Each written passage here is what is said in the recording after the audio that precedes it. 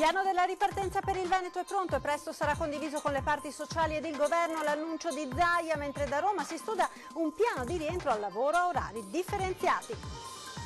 Con la ripartenza graduale resta al centro del dibattito veneziano la sicurezza dal virus di chi usa mezzi pubblici per recarsi al lavoro. Pierpaolo Baretta chiede anche a Comune e a CTV di fare la loro parte. Scaduto il termine per la richiesta dei buoni spesa, sono oltre 6.000 le famiglie veneziane che ne avrebbero bisogno. I buoni dovrebbero arrivare dalla prossima settimana. L'unico modo per garantire la sicurezza di tutti è prenotare per andare in spiaggia, la proposta del sindaco di Jesolo, Valerio Zoggia. Incidente mortale questa mattina a Meolo lungo la Treviso Mare, a perdere la vita un 88enne del posto, praticamente illeso l'altro automobilista. Positivo il bilancio di diverse librerie veneziane che hanno riaperto seppur 2 giorni alla settimana dopo la chiusura dell'ultimo periodo. È il mio modo per ringraziare i veneti per come mi hanno accolto anni fa. Tra poco conosceremo il vincitore che si è aggiudicato l'uovo di cioccolato messo all'asta dal governatore Zaia donando 30.000 euro. Ben ritrovati con l'edizione di Venezia dei nostri telegiornali, nuovo bollettino dei contagi nel nostro territorio diffuso poco fa dall'azienda Zero. In Veneto aumentano i positivi di 260 persone, attualmente complessivamente sono 10.879 i positivi al Covid-19, 14.884 i positivi dall'inizio dell'emergenza, 16.958 le persone in isolamento domiciliare. I decessi che si sono registrati oggi da questa mattina fino alle 17 nella nostra regione sono 17, uno di questi nel veneziano. È mancato un paziente ricoverato all'ospedale di Jesolo. Ed ora il piano della ripartenza per il Veneto è pronto, ha detto il presidente della regione Zaia, e sarà presto condiviso con le parti sociali e il governo. È già chiuso per quanto riguarda la nostra visione tecnica, dopodiché è giusto che ci sia un confronto, ma nel giro di qualche giorno poi questo piano diventerà per noi la base per dialogare e per la ripartenza. Ovviamente lo notificheremo al governo, visto che considerato che il governo sta lavorando a un suo piano. Il piano della ripartenza del Veneto è chiuso, si aspettano le osservazioni delle parti sociali e le mosse nazionali del governo che sta lavorando a una seconda fase dal 3 maggio caratterizzata da orari differenziati di ingresso e di uscita da fabbriche e uffici. Per Zaia di fatto una seconda fase che a nord-est è già iniziata. È innegabile che siamo arrivati alla fase 2, ci siamo a pieno, nel senso che la ripartenza in parte sta già avvenendo, in virtù del fatto che ci sono delle aziende autorizzate con i codici Ateco e altre aziende che hanno, in virtù delle deroghe e dei silenzi assensi con la prefettura, comunque stanno operando. Nel frattempo arrivano anche le proposte di Confindustria Veneto che chiede di superare la logica dei codici Ateco e di procedere a una riapertura graduale di tutti quei settori in grado di garantire la sicurezza dei lavoratori. Insomma, il Veneto si candida al laboratorio d'Italia per la ripartenza nonostante la guardia sul fronte sanitario sia ancora elevata, con Zaia a raccomandare l'uso massiccio dei dispositivi. Guardate, in questa fase quello che più mi fa arrabbiare è vedere qualcuno che se ne strafrega dell'uso della mascherina. E questo penso che non sia corretto. Mascherine, il cui commercio deve essere liberalizzato, richiesta che Zaia sta rivolgendo al governo da giorni. Stiamo facendo una battaglia, stiamo spingendo perché venga revocata l'ordinanza di protezione civile nazionale in maniera tale che tutti possano importare mascherine. Mascherine al mondo della sanità non mancano. Mondo della sanità che nonostante l'emergenza è riuscito a garantire le prestazioni più urgenti e anche quelle più complesse. I trapianti fatti gennaio-aprile 2013 in questo periodo dell'anno, i primi 4 mesi dell'anno, l'anno scorso sono stati 145, quest'anno per l'organizzazione che abbiamo dato agli ospedali, per le scelte che abbiamo fatto, sono stati 162. Abbiamo addirittura in pieno periodo di Covid Center superato i trapianti dell'anno scorso. Resta il no alla riapertura delle scuole a maggio o giugno. Lo consideriamo rischioso perché comunque il virus alla volta di giugno, perché la chiusura canonica delle scuole ci sarà e sarà presente nella nostra comunità. Quindi è inevitabile che se vado a confinare dei ragazzi, immagino che se si vuole riaprire si pensa che sono maggio, primi di maggio, li confino in un ambiente nel quale se c'è il virus lo portano nelle famiglie. Per informazioni sulla nuova ordinanza regionale è stato attivato un nuovo canale, come annunciato dall'assessore alla protezione civile Bottaccin. Si tratta dell'indirizzo mail chiarimenti.covid@regione.veneto.it.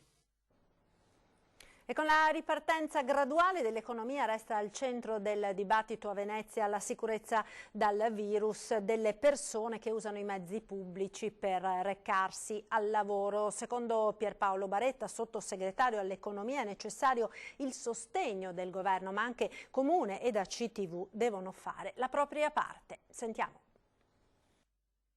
Più cominciamo ad aprire diciamo, luoghi, stabilimenti, uffici dove c'è un aggregato importante di persone, più il problema di andarvi, no, rappresenta uno sforzo che le sole società pubbliche, come si vede anche in queste ore, in questi giorni a Venezia, fanno fatica da sole. Quello sottolineato da Pierpaolo Baretta è un argomento sensibile al centro del dibattito che riguarda l'economia in questi giorni. Qualsiasi piano di riapertura dopo il lockdown di aziende e imprese per contrastare la diffusione del contagio da Covid-19 non può prescindere dal considerare anche come e in quali condizioni di sicurezza per la salute le persone raggiungano il posto di lavoro. Soprattutto a Venezia il problema si pone perché si intreccia sia la parte di terraferma che la parte di acqua. La mia opinione è che è necessario che l'azienda e i sindacati costruiscano rapidissimamente un piano di gestione degli orari morti e degli orari di punta, ma anche il Comune deve fare la sua parte. Noi dobbiamo garantire sia come Stato da un lato, ma tutti, anche la Regione e gli enti locali, che le loro concessioni o le risorse che ricevono restino in questo caso all'azienda. Dunque, secondo Baretta, è necessario un piano ad ampio raggio nel quale devono essere coinvolti molteplici soggetti.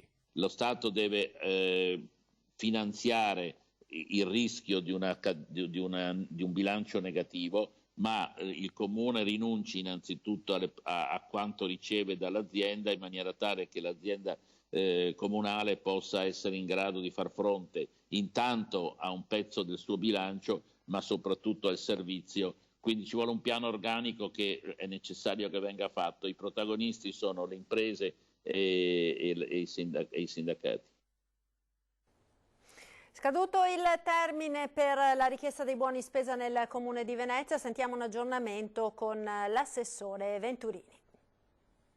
Si è chiusa ieri la tempistica per fare le domande di buoni spesa del Comune di Venezia, un format online molto semplice che ha avuto più di 6.000 domande. In questi giorni le stiamo processando, stiamo verificando i requisiti e siamo già pronti a consegnarne 2.200 in questo fine settimana, che si aggiungono ai 1.000 già consegnati. Ne restano un altro migliaio che hanno richiesto più interventi di verifica puntuale, su cui interverremo in queste ore per arrivare a distribuirli la prossima settimana. Mentre il Comune esamina le oltre 6.000 richieste di buoni spesa giunte online, continua l'impegno su altri fronti, come la consegna dei kit alimentari iniziata prima di Pasqua. Abbiamo consegnato in tutta la terraferma veneziana e in centro storico attraverso il terzo settore. È un impegno notevole, è un impegno significativo per raggiungere le povertà laddove sono. In spiaggia solo su prenotazione per garantire la sicurezza di tutti è la proposta che il sindaco di Jesolo, Valerio Zoggia, formulerà ufficialmente domani ai rappresentanti delle varie categorie economiche nel corso di una videoconferenza sulla stagione balneare. Sfruttiamo la tecnologia ed attiviamo un'app, ha aggiunto Zoggia, che permetta di accedere alla spiaggia soltanto dopo aver prenotato e scelto il proprio posto, privilegiando l'aspetto sanitario del distanziamento sociale. Pensiamo che possa essere questa la soluzione per l'estate 2020. Noi siamo contro i turisti nelle scatole in plexiglass, ha concluso il sindaco. E in questo periodo si torna a parlare anche di ripensare un nuovo modello di sviluppo per Venezia, quello che propone l'associazione Dov'è Dorso Duro Venezia, per far sì che la città possa costruire il proprio futuro su basi più solide. Il coronavirus è un'occasione per ripensare Venezia, in realtà non solo Venezia. Il vero rischio oggi è certo il coronavirus dal punto di vista dell'emergenza sanitaria, ma è quello di non riconoscere che tutto è cambiato. Molti ancora tra di noi si illudono che si possa ritornare al passato. Non è vero. Ripensare Venezia, cogliere l'occasione del coronavirus per unire forze e intelligenze e lavorare insieme a una nuova idea di città. Risponde così all'assessore Paola Mar l'associazione Dove, Dorsoduro Venezia. Paola Mar li aveva invitati a segnalare le esigenze del territorio da voi recepite e le vostre idee. E loro, titolari di attività e residenti del sestiere di Dorsoduro, rispondono così, partendo da un netto cambio di marcia rispetto al passato. Riconosciamo che abbiamo sbagliato, tutti noi, puntando sul turismo, convinti che il turismo fosse la soluzione. È sbagliato. Proviamo a ripensare la città. Cosa esattamente? Non so. Tanti sono gli spunti che arrivano, noi ne abbiamo dati alcuni, ma tanti arrivano dalla Confartigianato, da altre associazioni come la nostra che sono formate da abitanti e da esercenti. Secondo Dove c'è chi non sopravviverà alla crisi perché al danno causato dall'interruzione dell'attività si aggiunge l'impossibilità di pagare con regolarità affitti cresciuti a livello tale da rendere imprudente il loro insediamento e proibitivo il loro mantenimento. Un problema analogo riguarda anche i residenti di una città che continua a spopolarsi e rappresenta il punto imprescindibile di partenza di ogni progetto. Su questo il Comune può intervenire con il proprio patrimonio immobiliare, mettendo a disposizione le tante case o immobili che non sono utilizzate, coinvolgendo anche nel loro recupero la popolazione. Ecco, queste politiche aiuterebbero già a bilanciare il mercato. Uffici postali chiusi o aperti a mezzo servizio in questi giorni nelle isole della Laguna di Venezia, inevitabili lunghe code e molti disagi per i cittadini che devono presentarsi agli sportelli per fare alcune operazioni essenziali. Un solo ufficio postale aperto solo a giorni alterni non basta, da qui la richiesta di aprire, dopo quello di San Pietro in Volta, anche le poste di Pelestrina. Lido, Murano, Burano, appunto Pelestrina, in queste settimane qui si sono registrate lunghe code. L'ufficio postale di Pelestrina è chiuso, rimane aperto per 3 giorni a settimana, 3 mattine, e quello di San Pietro in Volta, il martedì, il giovedì e il sabato, che non sono però sufficienti a smaltire le lunghe code che si verificano, e in particolar modo persone anche anziane che hanno bisogno, perché in isola in certi punti addirittura non c'è il collegamento a internet. I cittadini hanno perciò avanzato una richiesta. Chiediamo alle poste italiane di aprire l'ufficio postale di Pelestrina, di trovare un giusto equilibrio, cioè lasciarlo chiuso? No, assolutamente no, ma di aprirlo perlomeno di andare incontro alle esigenze dei cittadini. Ripeto, in certi luoghi dell'isola non c'è neanche il collegamento a internet, si fa fatica anche a telefonare. Ora la direzione di Poste Italiane dovrà valutare che decisioni prendere. Ci siamo già rivolti ai responsabili delle poste italiane, alle autorità competenti, ci auguriamo che nei prossimi giorni apra l'ufficio postale di Pelestrina. Colgo anche l'occasione per ringraziare i cittadini per le segnalazioni. Andiamo ora a parlare delle librerie che possono riaprire 2 giorni alla settimana dopo la chiusura prolungata dell'ultimo periodo, ed alcune hanno già un bilancio positivo. Vediamo. Come un po' tutte le attività di Venezia, sono state duramente colpite prima dall'acqua alta eccezionale di novembre e ora dalle chiusure per coronavirus. Ma le librerie veneziane, che hanno già saputo resistere nel corso degli anni alla crisi della lettura o allo spopolamento della città, non si arrendono di certo e ora riaprono, seppure per 2 giorni alla settimana, il martedì e il mercoledì. Ingressi a turno, guanti, mascherine, ma la risposta c'è. Noi abbiamo un negozio abbastanza grande, quindi riusciamo a far entrare anche 4 persone alla volta, abbiamo 2 porte, quindi è piuttosto semplice, e abbiamo riscontrato un buon risultato, quindi siamo piuttosto positivi nei confronti di questa riapertura. Solo 2 giorni alla settimana, intanto ci adatteremo. La soddisfazione grande è quella di vedere i clienti felici di ritornare dentro in libreria, perché proprio ce n'era bisogno. La Toletta è una libreria storica di Venezia, ma poco distante anche la libreria Marco Polo di Santa Margherita, che rappresenta al contrario un'apertura relativamente recente, raccontano di una risposta entusiasta sia in termini di presenze, 40 persone circa nella prima giornata di apertura, che di comportamento e di acquisto. Tra le preferenze dei clienti, graphic novel, saggi e libri per bambini. Segnali incoraggianti che fanno ben sperare per il futuro, quando si potrà tornare ad aprire la libreria al pubblico completamente. Evidentemente la lettura appassiona ancora i veneziani, come hanno continuato a testimoniare le vendite a domicilio. Per un mese è stata una cosa fondamentale, sentita tantissimo dai veneziani che ci hanno veramente riempito di ordini, di richieste, alle quali abbiamo puntualmente risposto. Consegne in giornata, totalmente gratuite, non importa quanti libri, e questa è la cosa che ci ha dato una grande soddisfazione in questo mese di stop. 30.000 euro vale l'uovo che il presidente Zaia ha messo all'asta. Se l'è aggiudicato il titolare di un'azienda mestrina. La mia donazione, ha detto, è per ringraziare i veneti di avermi accolto tanti anni fa. L'uovo è stato aggiudicato. Se lo è aggiudicato il signor, che ringrazio e avrò anche il piacere di conoscere, Semsi Munir. Ed è il titolare della Start System SRL con sede a Mestre, e se io facessi un'altra asta per chiedere qual è stato il prezzo di aggiudicazione vincerei ancora 30.000 euro.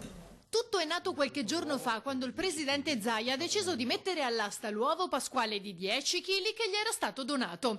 Le offerte non hanno esitato ad arrivare fino a quella finale di Semsi, 30.000 euro.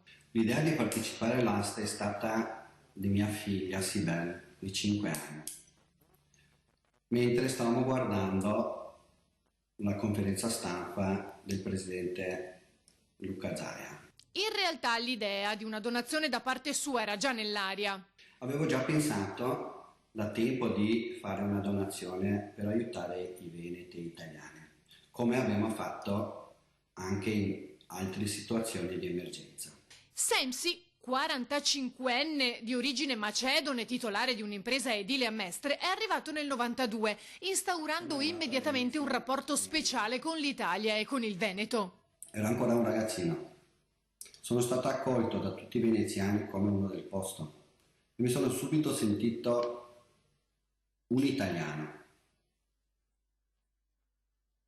E ho continuato a sentirmi italiano e farò tutto quello che serve per questo paese. Per quello voglio ringraziare tutti quelli che ci hanno creduto in me. È lui a ringraziare Zaia per questa possibilità, con la speranza di trovare una grande sorpresa. Vorrei ringraziare il presidente Zaia di aver lanciato questa asta con un nuovo gigante contro il coronavirus e di aver dato questa possibilità di partecipare a questa bellissima iniziativa. Quando avrò l'uovo, la sorpresa che c'è dentro non vorrei che sia un gioco per la mia figlia, ma speriamo che sia un vaccino per il coronavirus Covid-19. La cronaca ora, incidente mortale questa mattina a Meolo, a perdere la vita un 88enne del posto, praticamente illeso l'altro automobilista. Tra poco avrebbe compiuto 89 anni. La sua vita si è invece conclusa tragicamente al volante di un'automobile lungo la Treviso Mare a Meolo. Lo scontro con un'altra macchina, su cui sono in corso le verifiche che ne chiariranno la dinamica, non gli ha lasciato scampo. La vittima stava uscendo da un distributore di benzina con la sua Punto. Erano circa le 9 di mattina.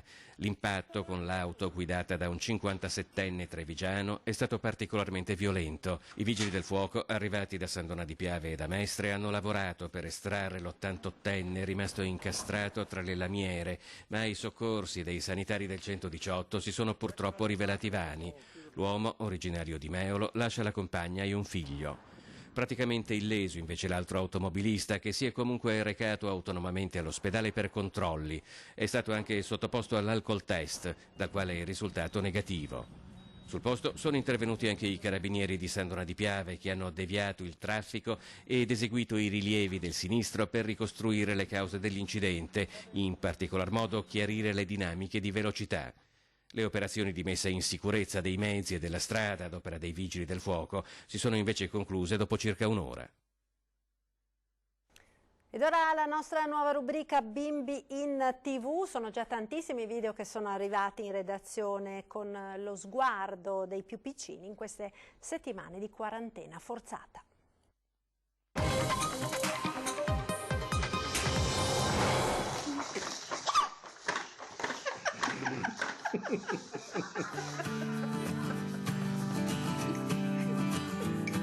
È lei la gioiosa Aurora ad aprire letteralmente le danze. Bimbi in TV entra nel vivo, il racconto del mondo dei piccoli in questo periodo decisamente particolare. Tantissimi i video che stanno arrivando in redazione, ci sarà spazio per tutti. Sei proprio impegnata, amore. Brava. Come Noelle, che a Venezia si reinventa fornaia. O come Noemi di Codevigo, provetta ballerina.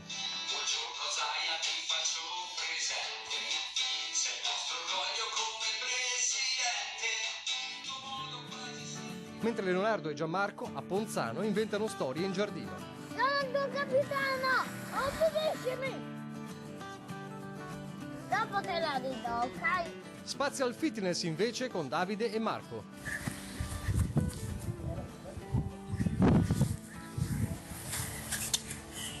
O il calcio con l'allenamento di Tommaso a Resana.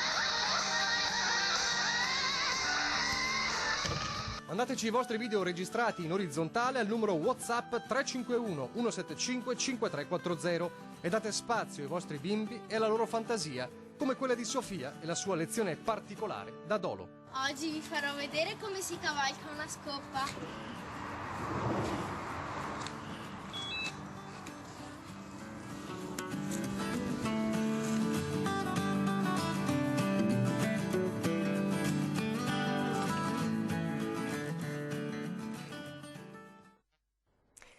E allora continuate a mandarci i vostri video con Bimbi in TV, vi chiediamo di mandarli appunto via WhatsApp al numero 351 1755 340, non delle semplici foto quindi, ma dei brevi video con il telefono possibilmente in orizzontale. Storie, giochi e passatempo dei vostri bambini potranno così diventare, se lo vorrete, energia per tutti.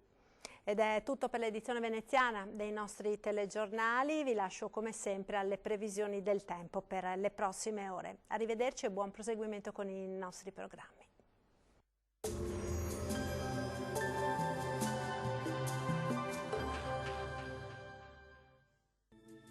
Bentrovati al meteo. L'anticiclone tornerà a prendere pieno possesso del nostro territorio. Giovedì 16 aprile avremo infatti una bella giornata di sole. Diamo uno sguardo più approfondito alla situazione meteorologica. Sul Veneto tempo stabile, ampiamente soleggiato, il cielo vedete si presenterà sereno o al massimo poco nuvoloso ovunque, salvo per qualche addensamento, ma senza conseguenze, senza piogge. Vediamo anche le temperature che saranno gradevoli in lieve aumento, minime tra 3 e 8 gradi, valori massimi compresi invece tra i 19 e i 22.